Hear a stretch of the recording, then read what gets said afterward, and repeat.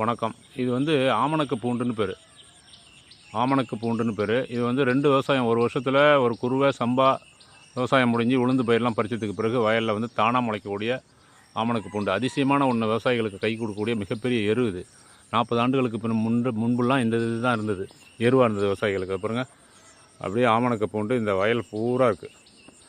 இயற்கை விவசாயம் நான் பண்ணிகிட்டு இருக்கிறதுனால இந்த பூண்டு வந்து தானாக முளைச்சிருக்கு. உரமே வேண்டாம், ரசாயன உரம், விஷம் இல்லாத விவசாயம் பண்ணணும்னா இந்த ஆமணக்கு பூண்டு தான் விவசாயிகளுடைய மிகப்பெரிய நண்பன், மிகப்பெரிய கை கொடுக்கும். எப்படி மண்புழு இருக்கோ அது மாதிரி இந்த உரம். இதை அப்படியே மடக்கி அடித்து அப்படியே வந்து தழைச்சத்து, பிரமாதமான சத்து. இந்த மாதிரிலாம் விவசாயம் பண்ணதுனால தான் 40 ஆண்டுகளுக்கு முன்னாடி நோய் இல்லாத ஒரு வாழ்க்கை வாழ்ந்துட்டு இருந்தோம்.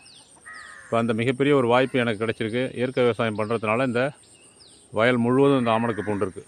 தண்ணி வச்சாச்சு. இப்போ சம்பா விவசாயம் செய்ய மடக்கி உழுதுட்டு இதில் நடவு பண்ணிடுவோம். இதுதான் விஷமில்லாத விவசாயம்.